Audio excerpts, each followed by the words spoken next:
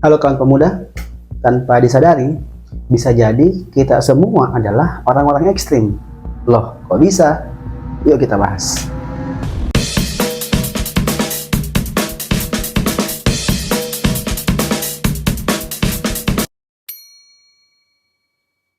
Kawan-kawan, mungkin kita semua sering mendengar istilah ekstremisme, suatu istilah yang sering kali dihubungkan dengan radikalisme dan fundamentalisme. Nah, sejatinya ekstremisme adalah suatu hal yang sangat berbeda dengan apa yang disebut sebagai radikalisme ataupun fundamentalisme tadi. Hanya saja kita sering terjebak pada istilah-istilah yang terlanjur dinegatifkan dalam pandangan publik. Padahal jika ditelaah lebih jauh, asasinya ia tidak bisa dinilai atau dikatakan negatif maupun positif. Terkadang suatu istilah itu ia berdiri sendiri dan barulah ternilai positif ataupun negatif ketika kita sandingkan predikat yang lain kepadanya atau disalahpahami maknanya. Suatu kali, saya pernah mengikuti sebuah diskusi online yang diadakan salah satu organisasi kemahasiswaan di masa lalu. Pada saat itu, pematerinya menjelaskan tentang pengalamannya dalam sebuah kuliah umum saat masih berstatus mahasiswa. Dosennya kala itu membahas sebuah riset yang ia lakukan, di mana hasilnya ialah, katanya, semakin seseorang itu radikal dalam memahami agama, maka orang itu akan berpotensi menjadi seorang teroris. Lalu, pemateri ini menyanggah. Dia bertanya, "Pak, bukankah radikal itu bermakna mengakar, komprehensif, atau dalam istilah agama disebut kafah? Bukankah harusnya radikal itu baik? Bukankah harusnya kita memang memahami sesuatu itu dengan atau secara komprehensif dan menyeluruh?" Setelah itu, dosennya pun terdiam. Pemateri yakin bahwa kala itu dosennya tengah meredefinisi kembali makna radikal yang sebelumnya ia pahami. Dan sejatinya, kita memang harus lebih kritis dan berani meredefinisi kembali setiap kata yang didapati keliru dipahami oleh publik, sekalipun kita sendiri. Nah, terkait ekstremisme, istilah ini diambil dari kata ekstrim. Dia lawan dari kata mainstream.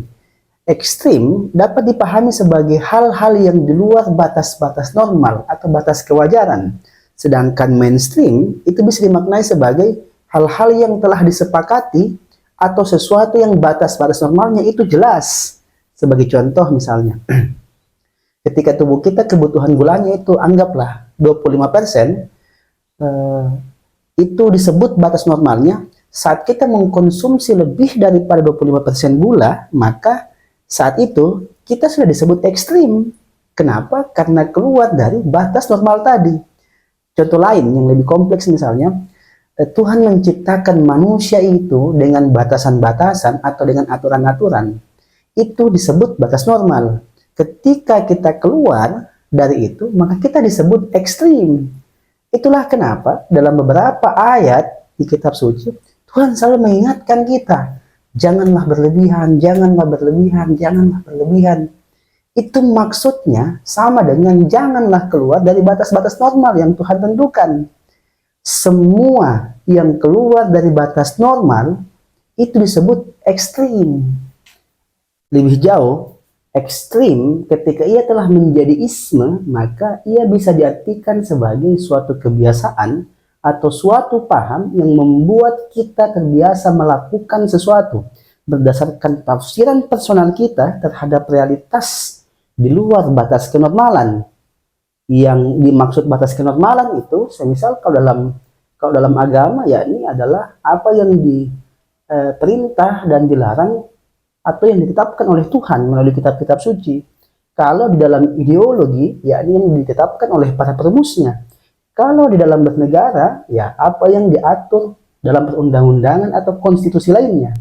Orang-orang yang terlanjur ekstrim ini, ia bisa dengan mudah menafsirkan sesuatu, namun cenderungnya keluar dari makna hakiki dari sesuatu itu. Sebagai contoh, kita tentu sering melihat sebagian orang-orang agamawan atau sebagian orang-orang yang beragama itu masuk dan terjebak ke dalam apa yang disebut terorisme. Yang saya maksud orang beragama ini itu bukan hanya Islam saja, karena ekstremisme itu juga terjadi di dalam pengikut Buddha, Hindu, Kristen, dan lain sebagainya. Dan itu bisa dilihat dari fakta-fakta yang ada, seperti kasus di India, persekusi di Myanmar, penyerangan masjid di New Zealand, dan lain sebagainya. Lucunya ialah teroris ini itu bergerak dengan alasan atau dalil yang dasar-dasarnya juga ia ambil dari kitab-kitab suci. Atau dengan kata lain, orang-orang yang ekstrim itu seringkali menafsir kitab-kitab sucinya itu di luar batas-batas normal yang sudah ditetapkan oleh Tuhan selaku pemberi firman, sehingga di dalam mengaktualkannya atau di dalam mengimplementasikan keimanannya juga terkadang bertentangan dengan nilai ketuhanan dan kemanusiaan. Kalau kita telah lebih jauh, hal ini tidak hanya terjadi dalam dunia agama atau pada dunia religi saja, melainkan terjadi pada segala hal, dalam dunia pemikiran, dalam dunia ideologi, dalam dunia sains, dan sebagainya. Selama ini, banyak dari kita terdogma tanpa disadari, di mana saat mendengar istilah ekstrim atau radikal dalam pandangan umum, yang langsung terimajinasikan itu ya orang agamawan, khususnya kita fair-fair orang Islam, di mana yang melakukan bom bunuh diri, geret leher orang, yang melakukan penembakan atau aksi-aksi teroris semacam itu, ya pasti orang Islam. Padahal tidak demikian. Sekali lagi, ekstremisme itu bisa hadir, bisa ada di setiap tempat, di dalam agama, di dalam ideologi, di dalam sains, di dalam kehidupan bermasyarakat, bernegara, bahkan di dalam keluarga. Nah, kita harus melawan dogma ini dengan cara mulai dari saat ini merubah cara berpikir kita. Pertanyaan besarnya adalah, apa yang menyebabkan ekstremisme itu bisa terjadi?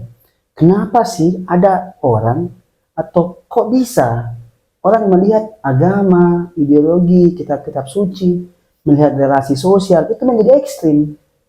Saya tidak bosan-bosannya menyampaikan, sebenarnya semua masalah ini atau semua yang terjadi di dunia ini, apapun itu, mau yang terjadi dalam dunia agama, dalam dunia sosial, dalam dunia filsafat, dalam dunia sains, dan lain sebagainya, itu bermula dari cara berpikir kita yang salah atau cara berpikir yang error. Semisal, jika di dalam laptop kita ada jaringan-jaringan yang bermasalah, maka tentu laptop itu akan error. Bisa jadi visual pada layarnya menjadi buruk atau tombolnya tidak bisa berfungsi dengan baik, sehingga kita tidak bisa mengaplikasikan laptop itu sebagaimana mestinya. Kondisi ini menandakan laptop itu sakit, disebutnya rusak.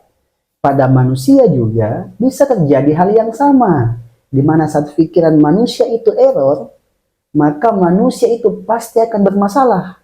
Nah, cenderungnya orang-orang ekstrim itu pikirannya error, di mana mereka melihat bahwa hanya dirinya lah yang selalu benar dan orang lain sudah pasti salah, sehingga dalam mengekspresikan keyakinannya seringkali menggunakan cara-cara di luar kemanusiaan sehingga membunuh nilai-nilai kemanusiaan. Ekstremisme katanya dengan agama, kita sama-sama melihat bahwa dunia dalam periode 10 tahun terakhir banyak sekali diwarnai dengan kekerasan-kekerasan sistematik yang berdasar pada sentimen-sentimen agama. Meski bukan hanya itu, cuman kalau kita lihat apa yang terjadi di Suriah, di Yaman, Tunisia, Libya, Palestina baru-baru ini, dan bahkan yang terjadi di Eropa Barat, bom-bom bunuh diri yang terjadi di Australia beberapa tahun yang lalu, sedikit banyaknya agama dianggap mengambil bagian yang tak terhindarkan. Nah, mungkin teman-teman pernah dengar istilah populis kanan? Populis kanan itu adalah, kalau dalam bahasa filsafat disebut kaum konservatif yang fundamentalis, yakni orang-orang yang mengusung sentimen-sentimen yang berujung kepada kejadian-kejadian yang marak terjadi itu. Misalnya, mereka memandang bahwa orang dengan agama berbeda itu sebagai ancaman terhadap kelangsungan hidup mereka, Sehingga orang-orang itu hendak menghapus siapapun yang berbeda keyakinan dengannya dari kehidupan ini. Dan baginya itu adalah suatu keharusan, bahkan suatu kewajaran. Lagi dan lagi, ini bukan hanya ada di dalam dunia Islam saja. Hal ini juga terjadi pada semua pengikut agama. Oke. Karena masyarakat Indonesia ini mayoritas Islam, kita sama-sama tahu dan kita sering berhubungan dengan mereka, bahwa ada kelompok orang yang pemahamannya melihat bahwa selain mereka itu semuanya kafir. Apa hukum kafir di dalam agama? Hukum kafir itu memegangnya saja najis. Jadi membunuhnya ya biasa-biasa saja. Ini kan sangat ekstrim dalam memahami teks kitab suci. Saya tidak akan membahas jauh tentang bagaimana harusnya kita memahami teks dengan baik dan benar. Karena itu kajian hermeneutik. Itu panjang diskusinya, pemahaman saya pun belum sampai ke sana. Tapi yang mau saya bilang, mau saya katakan di sini ialah bahwa orang-orang seperti mereka ini mengalami kekeliruan mendasar dalam memahami teks-teks ayat suci. Entah itu Quran, entah itu Bible, entah itu Torah, Tripitaka Weda, dan lain sebagainya. Terakhir, perihal kondisi negara-negara barat yang justru belakangan menjadi anti agama dan memilih menumbuhkan ateistik di dalam kehidupan. Saya mau bilang bahwa semua kezoliman, semua peperangan, semua keonaran, semua angkara murka yang terjadi atas nama keadilan, atas nama kebenaran, atas nama kesejahteraan dan lain sebagainya, yang saat ini kita saksikan dipelopori oleh peradaban-peradaban ateistik barat, sebenarnya ia pun keluar dari batas-batas normal. Kenapa saya katakan demikian? Apa yang terjadi di Amerika beberapa tahun silam, di mana saat Amerika selama ini mengklaim dan mendeklar dirinya sebagai negara yang paling demokratis, sebagai negara yang paling mengusung nilai-nilai kemanusiaan dan lain-lain.